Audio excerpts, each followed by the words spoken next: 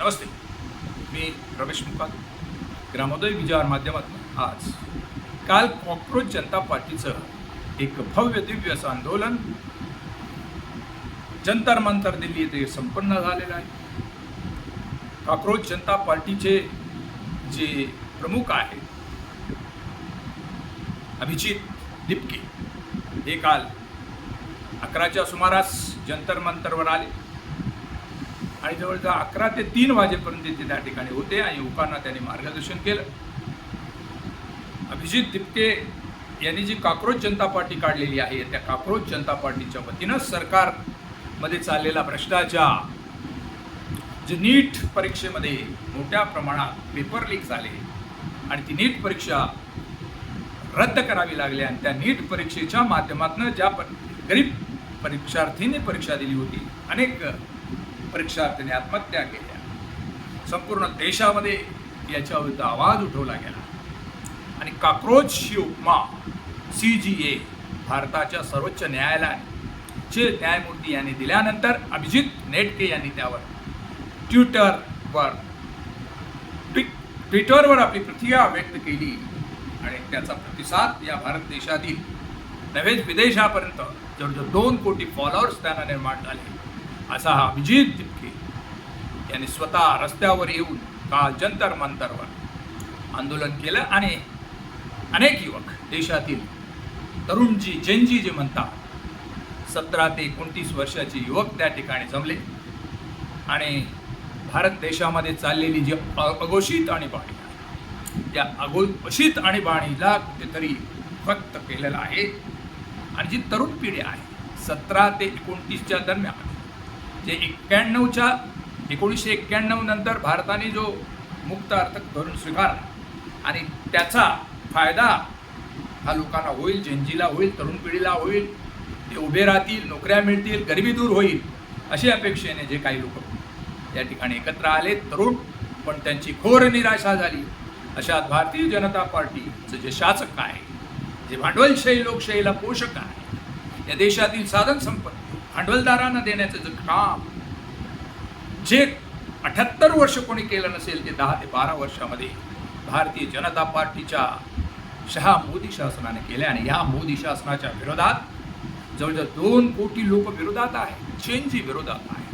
आणि असा आहे जेनजी जो अभिजित नेटके हा स्वतः काल जंतर मंतरवर आला आणि त्याने आंदोलनामध्ये सहभाग घेतला आणि मोठी क्रांती होईल, तिसरी क्रांती होईल.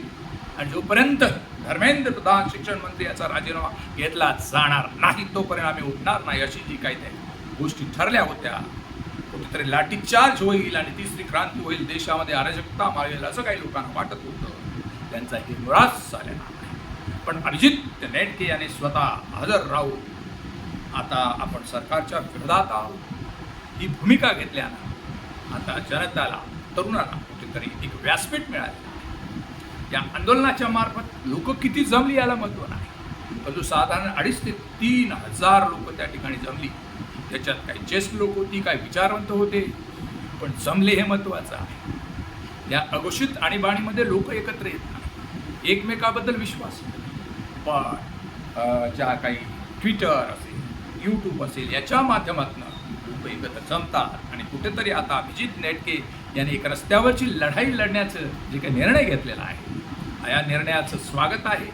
आता त्यांनी योग्य त्या पद्धतीने आपले संघटन बांधणं आणि संघटन बांधून एक दिशा देणं हे महत्त्वाचं आहे. आजचे जे काही आंदोलन आहे कुठेतरी एक नीटच्या सारख्या परीक्षेमध्ये झालेला घोटाळा आणि त्यावर लोकांची प्रतिक्रिया आणि कुठेतरी धर्मेंद्र प्रधान यांचा राजीनामा हे अपेक्षित घेऊनच केलं होतं. पण सरकार हे गेंड्याच्या कातडीचं आहे. या देशातील गरिबाला गरीब आणि श्रीमंतला श्रीमंत करण्याचं धोरण सरकारचं आहे. हे दिपके यांनी केलेल्या आंदोलनात बदल का हा प्रश्न आहे. पण काही असो, एक तरुण जागृत झालेला आहे आणि कुठेतरी या देशातील प्रिंट मीडिया, मेनस्ट्रीम मीडिया असेल, मोदी मीडिया असेल, हे कुठेतरी लोकशाहीचं दमन करतात. कुठेतरी खरी वस्तुस्थिती लोकांना दाखवत नाही, लोक बाहेर येत नाही. पण अभिजित नेटके यांनी जंतर मंतरवर एकत्र जमून दाखवून दिलेलं आहे.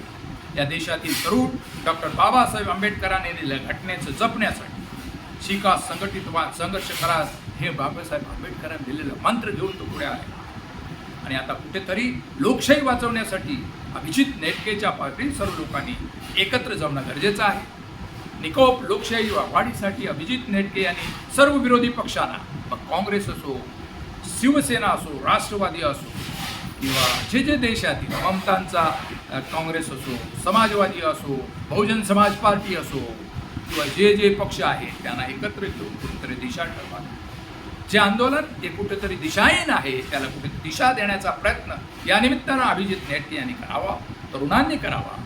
देशातील जे काही प्रमुख विरोधी पक्ष नेते आहेत त्यांना त्यांच्याशी संबंध साधावा. राहुल गांधी काँग्रेसचे आहेत, त्यांच्याकडे मोठा जनाधार आहे, संघटना आहे, त्यांच्याशी चर्चा करावी.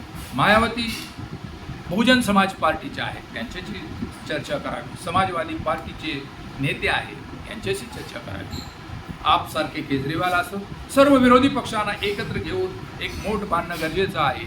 आणि भविष्यामध्ये या देशाची लोकशाही टिकवण्यासाठी आता सर्व पक्षांनी आपले आपसातील मतभेद विसरून कुठेतरी एक प्लॅटफॉर्मवर येणं गरजेचं आहे.